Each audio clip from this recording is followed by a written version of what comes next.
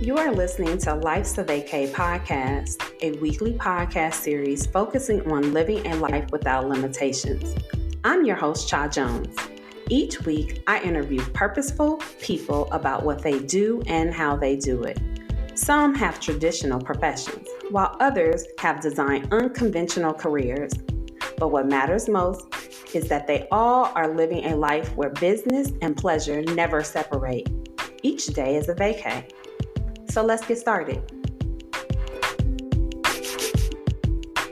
Welcome to another episode of Life's a Vacay podcast, a weekly podcast series that focuses on living a life without limitation.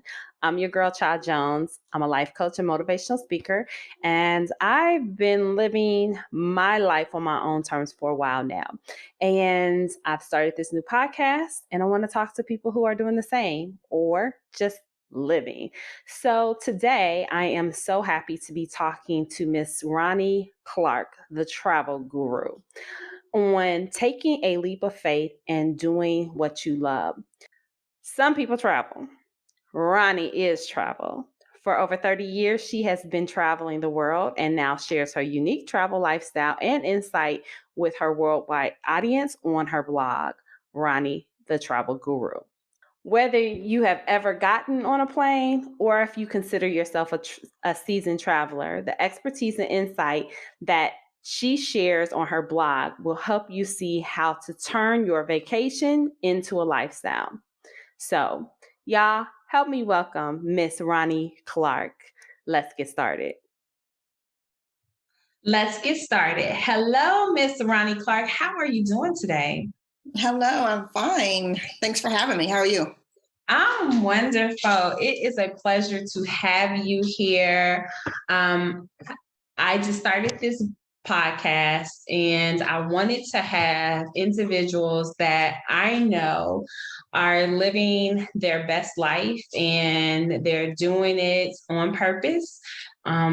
Oftentimes we hear the stories that are negative or the stories that don't necessarily move us to action, but I really wanted to have a podcast where I'm talking about life of vacay, and I'm not promoting that people leave their 9 to 5 and this start businesses or they start traveling and doing all these different things. I really want people just to be inspired by the stories of ordinary people who are doing some amazing things that people don't necessarily think of, that are kind of out of the box, or they could be average things, but they're done in a way that really inspire others to move differently.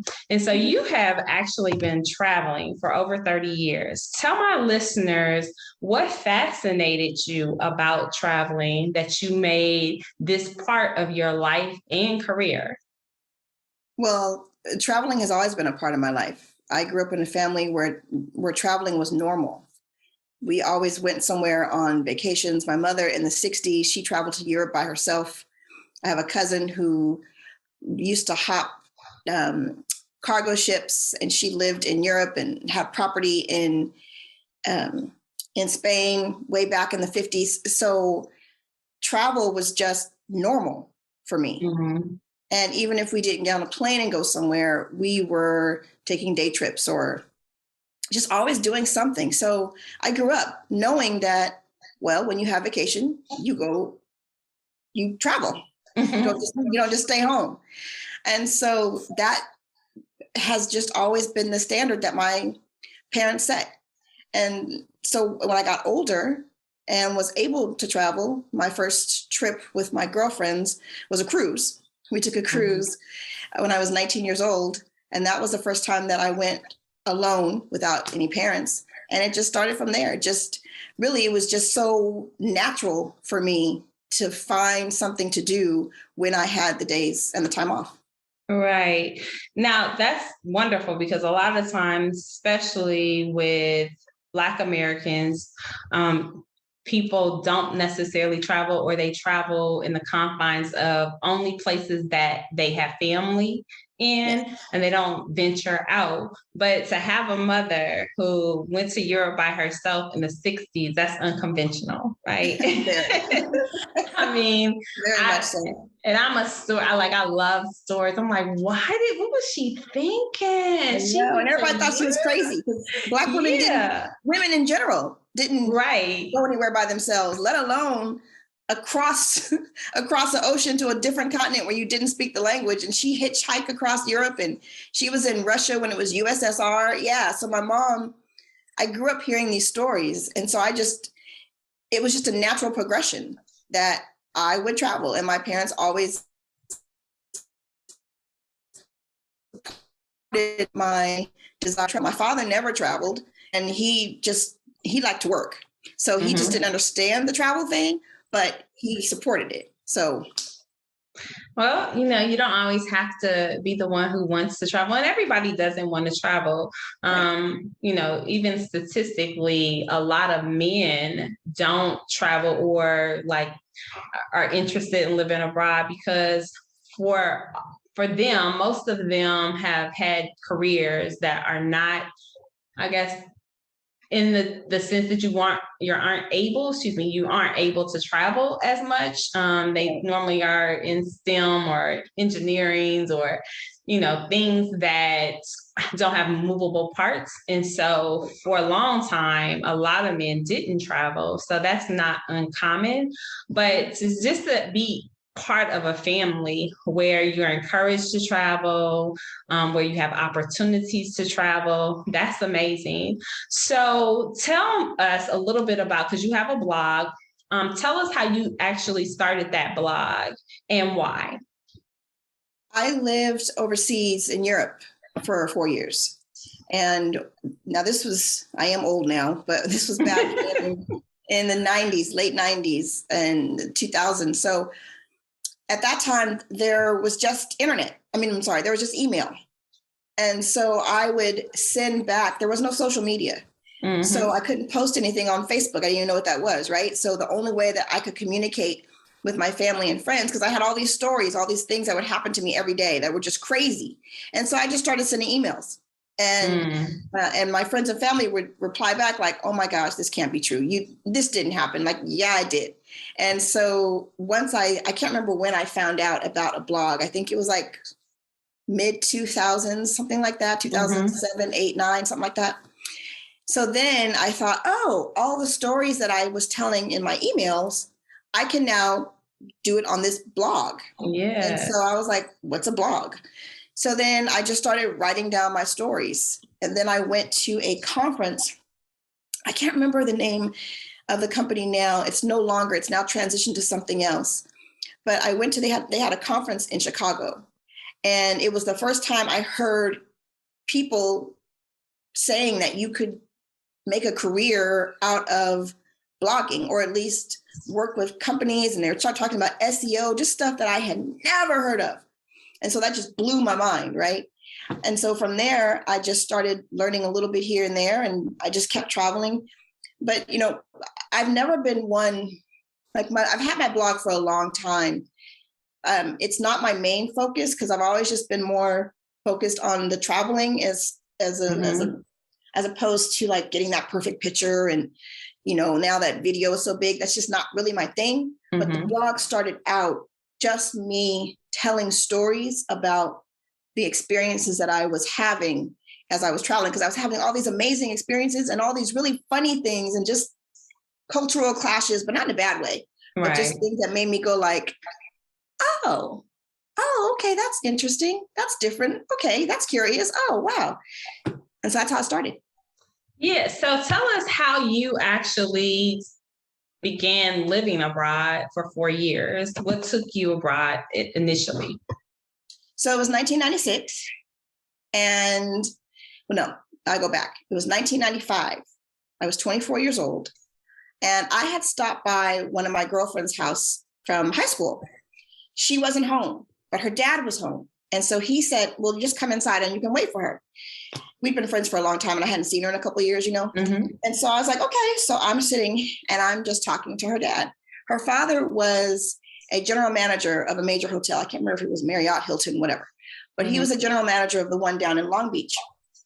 And so he was just talking to me and just telling me about how the kids, the young adults that worked in his hotel, many of them were from overseas. And I was like, what? And he goes, yeah, they come here. They don't speak English, but they have visas and they work. And he was just explaining to me about how these kids have come from other countries and are able to work and all these experiences they're having in this foreign country. Mm-hmm. And I was just talking to him, and I had never, even though I grew up in a family that traveled, I never really thought about living overseas. Mm-hmm. I just thought about just going overseas because I had already been to Europe a couple times and have been to several places, but living overseas just wasn't ever in my mindset. And just that conversation with him, Mr. Simmons, I'll never forget it. I've haven't seen him since, and I don't know if he realizes how much he changed my life, like my whole perspective. And so I remember I got home and I said, Mom, I want to move to Spain. And she's like, okay. Right. And I said, no, really, I want to move to Spain. And this was October of 1995. And she goes, okay, well, make your plan and make it work. And so I made a plan, I made it work. And in June of 96, I moved to Spain, moved to Barcelona. Wow. Well, thank you, Mr. Simmons, for your encouragement.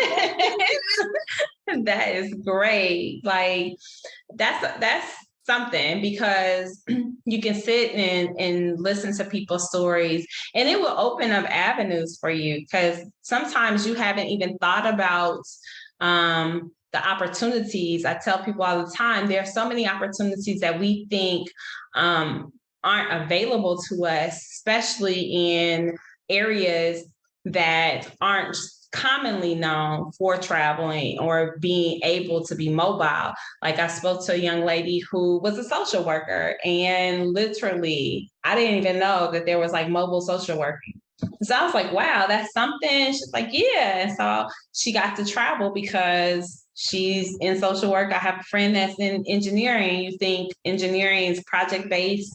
You have to be at a certain place, certain time, and it's only confined to this area. When indeed, they ask people to go overseas often to do projects. They have to build hotels like Mr. Simmons worked in. So there's oftentimes all of these different avenues that can afford you the ability to move and be mobile and live abroad. But oftentimes we don't think, because our educational system does not lend that view. They may tell you in college, you have the opportunity to study abroad, but even for people of color, they don't even know where the study abroad office is. And I worked with I have a master's in international education and intercultural communication. And I was amazed because let me tell you, I did not know that study abroad was a thing until I actually went to school to be in international education. And you have so many opportunities that we don't necessarily have anyone tell us about. So for you to have that experience is wonderful. And then for you to create a plan and then take the initiative to go live abroad, that's super, it's super exciting. And so tell us a little bit about, once you got to Spain and you're now living in Spain, how was that experience for you? It completely changed my life. It completely changed my perspective. I had never, even though I had traveled before, but living in a country, especially in 1996, where I couldn't Google anything, I had to figure it out. And so every single thing that went wrong, every single thing that I didn't understand, I had to figure it out. My mom wasn't there. My dad wasn't there. At that time, there wasn't a cell phone I could use, because you had to try to find a payphone, because it was just a whole mess. Payphones. These children don't know anything about a payphone. I know. They actually had a booth with the phone, and you had to put the coins in the card, and then it was a whole thing, and I couldn't do all that. So I'll never forget the first time when I went into a store and I was trying to find mustard. Now, I'm sure in Barcelona and Spain, they have mustard. In 1996, they didn't. I didn't know that. So I'm going down the aisle and I'm looking at ketchup. So I see ketchup. Well, okay, if there's ketchup, there's mustard, right? That's like, okay. So in my 25-year-old, very sheltered mind, I'm like, well, how come mustard's not next to the ketchup? So I'm going up and down the aisles and trying to figure it out. And I don't have my little dictionary and I can't ask anybody. And it took me like an hour in the shopping center, in the grocery store, because I was trying to find things. I'm like, why? The mustard's supposed to be next to the ketchup. Not realizing, I didn't realize until later on, they don't even have mustard here. It's not even a thing. So just little things like that. And it's a very small thing, but I remember I tried to go get a Blockbuster, another thing. And they had a Blockbuster video. So I wanted a video. I wanted Waiting to Exhale. I'll never forget this. I wanted to rent Waiting to Exhale. But in order to rent it, there were certain things that I needed. And so I didn't have a car. And I had to walk there. And it was like a 15-minute walk every time I went. And so when I got there and they told me what I needed, and I thought I understood, and I would go back home and I got what they said. I thought they said, I'd go back and they were like, nah, we need this, this, and this. And I was like, but you said this, this, and this. And they're like, no, we didn't. So I had to go back again. It took me like 3 tries. It sounds so crazy now because you have everything on your phone now. But I wanted to watch Waiting to Exhale. It took me so long. It took me like 2 hours to rent this video that I could have, if I was home, I would have been able just to drive down to Blockbuster, pick it up, and then bring it back. So I just had to figure everything out.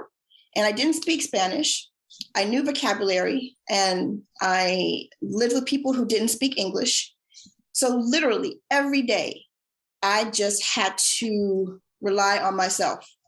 And that helped me so much because I realized that, everything's figure outable. Yes, I love that. I can do it. I just have to I think about it. You can, all right. So it didn't work this way. Now I can do it this way. And that year in Spain really, and it was very humbling too, because I didn't speak the language. Yet I would have these little 3-year-old kids, little kids. I went as a nanny for the first time and my first job there. And like the little kid would say something to me in full sentences. And I'm standing here, I graduated from college, and I was like looking at this kid like, I can't understand a 3-year-old.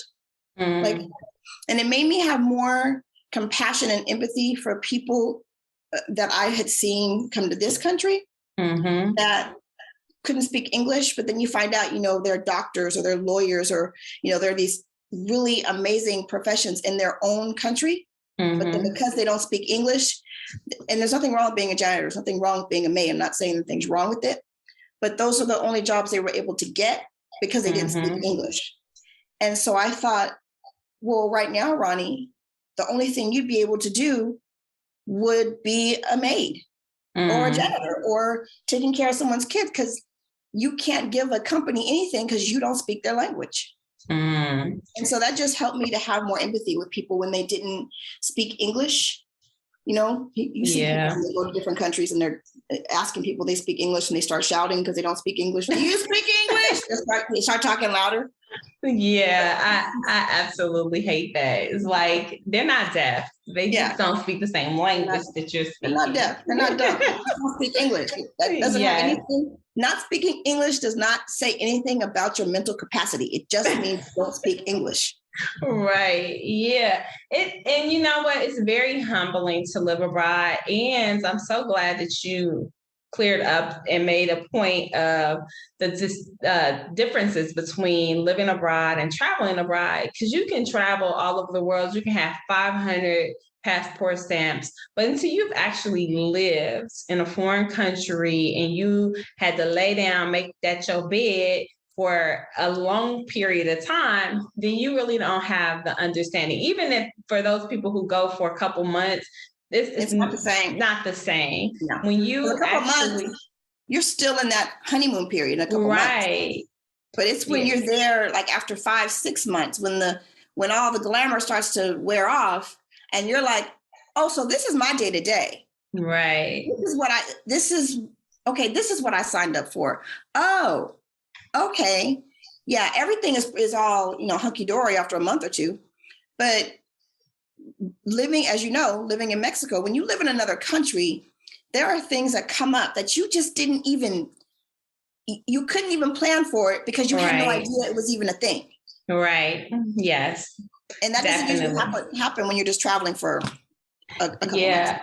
I know that firsthand. When I moved to Korea for 3.5 years, and just arriving, I remember my first night. It was just so many things. Like I didn't know that eggs there didn't go into the refrigerator. I didn't know, like, just some of the meats. Certain things were different, and I was like, this is a thing, you know. And it was just really funny, but at the same time, you know, you're trying to get your bearings, and especially when you don't speak the language. You know, I had to do, this was even before Google Translate, so you had to do a lot of pointing. You had to just like, I was the queen of the point with me. I had to go through the pages and like, this, and they were looking at me like I was crazy. But it was so humbling, like you were saying, and it was really life-changing because I had an open mind. I knew I was a foreigner in their country. Mm-hmm. I came to learn. I was respectful of the community in which I was living in and the place that I was in. Now, there were some times where the ugly American would show up and I would be like, that's just stupid. Like, why do y'all do like certain things? I was like, okay, there is such a simple solution to this. Why are we doing this in an antiquated way? Yeah. And in Korea at that time was very technologically advanced. Like they were doing stuff that we do now, like transferring money was a thing back in early 2000s that definitely was not a thing in America. And so I was like, whoa, this is different. I could pay my bills at this ATM, all kinds of different stuff that wasn't happening in America. But then there were certain things that was very antiquated. I was like, I can't even believe you. Like, for instance, if you were at a restaurant and you went to place an order and you thought you said sour cream and like, I don't eat bacon. I would say no bacon, sour cream and butter, and they bring you the bacon anyways. I'm like, I said no bacon. Then they will want to charge you because they brought you something wrong. Where in America, you just swap that out and keep it moving. And I was like, this was not my mistake. But, you know, you go through those things, you learn something. And then if you are humble, if you are a person who is reflective, then you can see how you're growing and developing and becoming a whole nother person. So through this experience of living abroad and doing your 4 years, what happens next when you come back? Because the other thing is a lot of people don't really understand. There's something called repatriation. So it's reverse culture shock. When you go, you're culturally shocked because you didn't have a clear understanding of what's going on. When you come back, it's reverse culture shock because you're coming back somewhere that you're familiar with, but everything's different. You're different. The people there are different because they've grown. How was that experience for you? When I moved back from Barcelona, I was in Barcelona for a year. I moved back here to Los Angeles, moved back home with my mom. I got a job working. I was teaching Spanish in elementary school, teaching first grade. And I did that for a little while. And I was just like, yeah, I'm not ready to be home yet. Right. Like, I should have stayed in Barcelona. I need to be gone again. Mm-hmm. So I then moved to France. I lived in France for a few years. And when I came back from France, living in France was so transformative. So when I moved back to LA, it was very difficult. And again, so this was in like, I want to say 2002, 3. So this, because remember Facebook used to just be for college kids. Mm-hmm. So this was before there wasn't a Facebook group where I could go in and say, hey, is anybody feeling this way? There was no Instagram. There was no TikTok. There was none of that. Mm-hmm. And so I only knew a few people that had lived overseas because I met them while I was overseas. Well, they were all still there. Mm-hmm. So it was really hard because I was very happy to be home, to be with my family. I have always been very close with my family, really good relationship with my mother and father. I'm an only child, and my mother is one of 14. So Wow. all of our family live in LA. So I was very happy to be home with my family, but I had gone through all of these just phenomenal experiences that no one seemed to care about. And it was like, and not that I wanted to be the center of attention, like, hey, look at me. I lived overseas. I speak French now. Woo, woo, woo, come talk to me. But my point of reference for things, I found out how out of place I was, because somebody would, just like when you're talking to someone and they'll say, oh gosh, I love that. Wow, that soup is so good.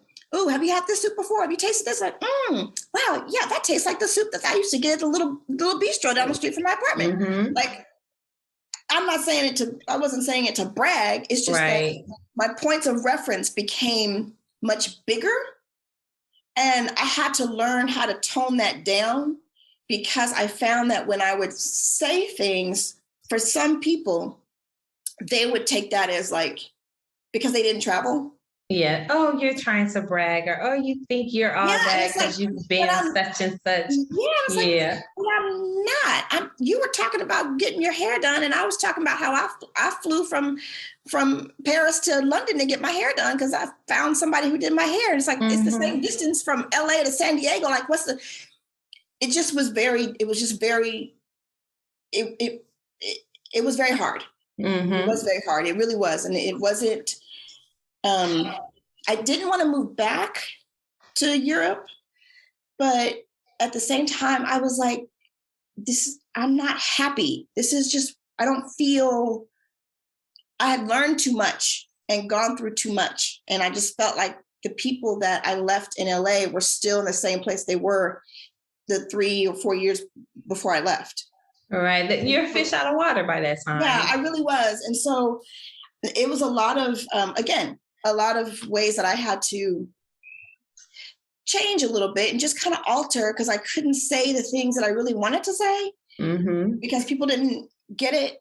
And then I spoke, then when I came back, I was able to speak French and Spanish. So when do you see a Black girl that speaks 3 languages? So that was something, it was very difficult. And people don't really talk about, they always talk about the glamour of it, because it is glamorous. It was a lot of fun. I would do it all over again. I'm thinking about moving abroad again. So I'm not trying to knock anybody doing it, but just saying that when you come back home, there can be a period of, it may be easier now because now there are all kinds of Facebook groups and you can talk to people who feel the same way. But back in early 2000s, I didn't have anybody to talk to. Yeah, I think it's still the same. It's, I always give the analogy of like when you go to college, especially if you go to college outside of the state that you are from, and you go to college and then you come home, and some people didn't go to school, or they went to the community college, or they went to a college that was in the same city. And so they kind of stayed in the community versus you have an experience and new people and new culture. For instance, like if you live in California, you go to college in, let's say, Louisiana, the culture of Louisiana is totally different. It's not even American, right? And so it can be like a foreign country. Then you come home, and even like coming home on Christmas break, your life has changed and transitioned based off of where you were, right? And people who are living in that same city doing the same things, their life, it seems stuck to you because it's the normal thing to do, right? And so you kind of like feel disconnected. And so oftentimes people don't even come back home. They go to somewhere else and they start their careers, and then they start moving. And because they're in America or the same country or place that they grew up, it's transitional. You can change it and the shift is not so great. But when you talk about going to another country, especially there's a different language, there's different culture, your day-to-day life is different, the communities are different, and how people show up in communities, especially if you go to like a higher context culture where people are doing things in groups versus singularly. Your whole life changed. And even though now today you do have more resources, it can be very depressing because you're used to a certain lifestyle and things, and you want to come back and want to have conversations and tell all these amazing stories and anecdotes about what happened in your life. And then people are looking at you like, okay, but get back to life. Like, we live in life as if you didn't live a life. Yeah. So that's why one of the reasons I moved, because I don't live in, I'm in LA now visiting my family, but I moved to Charlotte, North Carolina. And I know it sounds funny to go from like Paris to Charlotte, but Charlotte was exactly what I needed. It was exactly what my spirit needed. And so I still live there. That's my home. And I would tell people, if you move somewhere and if you decide to move back home, wherever home is for you, if it's after you give it a chance, if you realize that that's no longer serving you, then find someplace else. There are planes everywhere. You can always come home and visit your parents. Right. You know, just don't be stuck somewhere because, well, this is where my family is, or this is where I grew up. Go somewhere else. It doesn't have to be abroad. You know, I didn't go back overseas. I just found another city in the States that was more conducive to the lifestyle that I wanted to lead. And for me, that was Charlotte. Yes. And that's important too, because even when you come home, you just have to find something that is suitable for you. And sometimes that takes time. So be gentle with yourself, because again, nobody really talks about reverse culture shocks and repatriation and trying to come back and figure it out, but it can be very difficult. I am glad that you had these experiences, but what do you think you really learned about yourself or life through traveling? Oh, girl, we don't have enough time. Right? There's too many things to say. I mean, well, one of the things I think that I really love is that it has taught me to respect other people's perspectives and other people's way of doing things. Because I'll never forget the first time I was in Spain. In my house, I grew up, when you ate rice, you put butter on your rice. That's just what you did, right? Okay. I thought that's what everybody did. Because in my whole family, when you at dinner, you get rice, you put butter on it. That's it. So when I went to Spain, and this lady put the plate of rice in front of me, and it was all in a cute little pile. And so I asked for some butter in Spanish. And they looked at me like I was crazy. And so I was like, oh, did I say the wrong word? Isn't it mantequilla? Mantequilla? I looked at my book and I was like, mantequilla, butter? No, okay. And so she was like, really, she was looking at me like, why is she asking me for butter?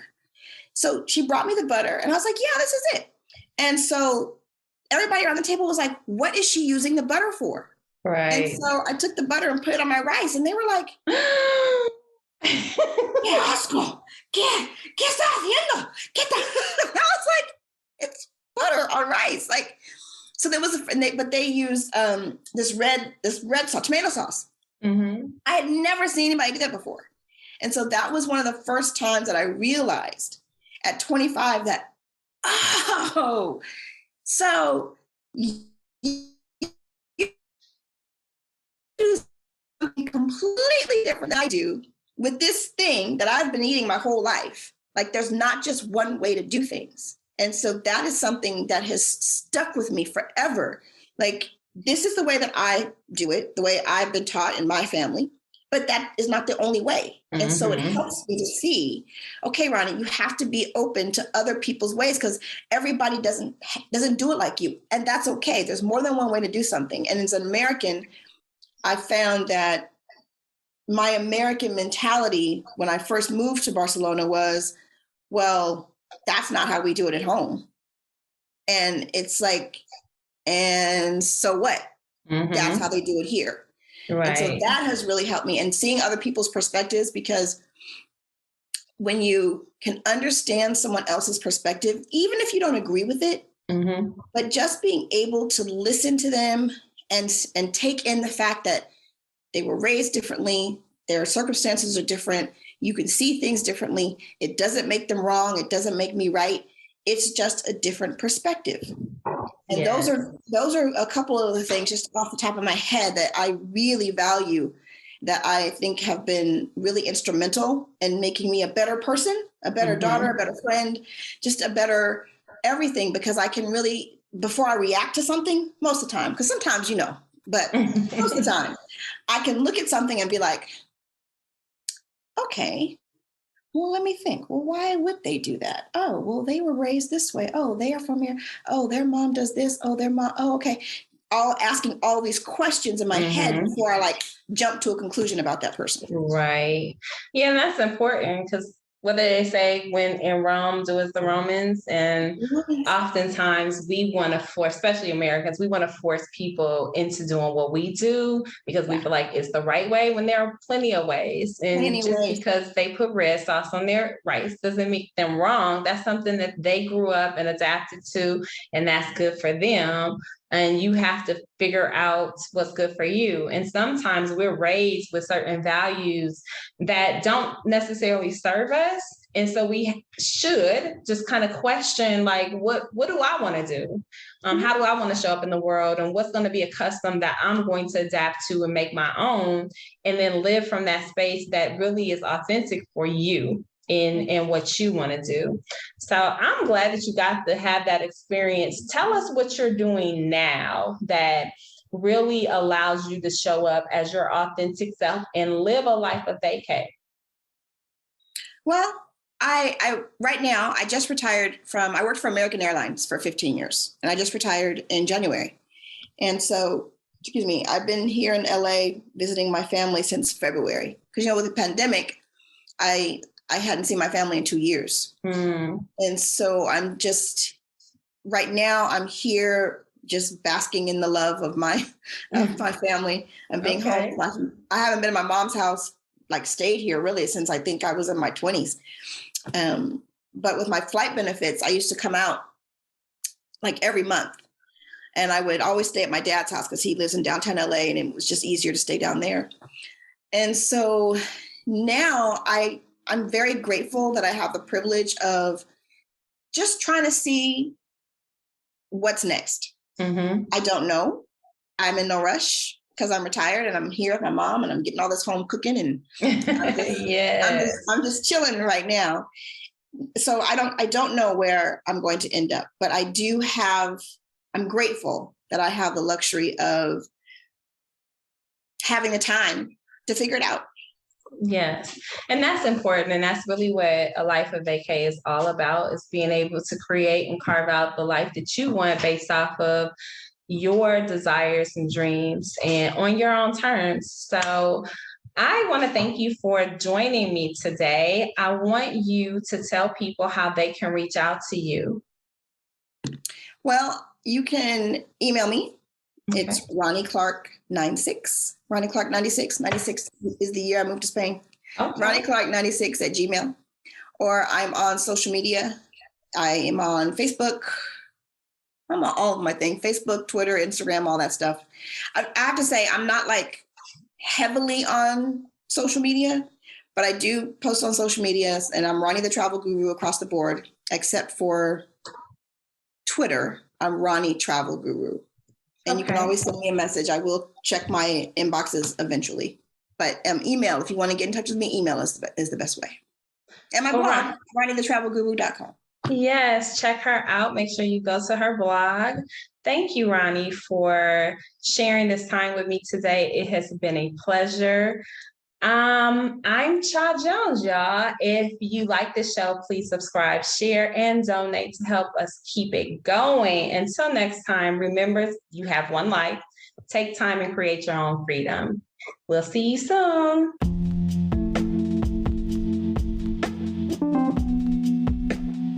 You have been listening to Life's a Vacay podcast. Thank you for tuning in today. Every day you have a choice, so choose yourself and never allow your circumstances to dictate the life you live. Whatever you don't like, you can change. Remember, nothing happens overnight, but know that when you set goals and take inspired action, whatever you desire can come in perfect timing. Never give up on creating the life you deserve. Don't anticipate your next vacation when you could be living a whole life on vacation. Until next time, I'm your host, Cha Jones.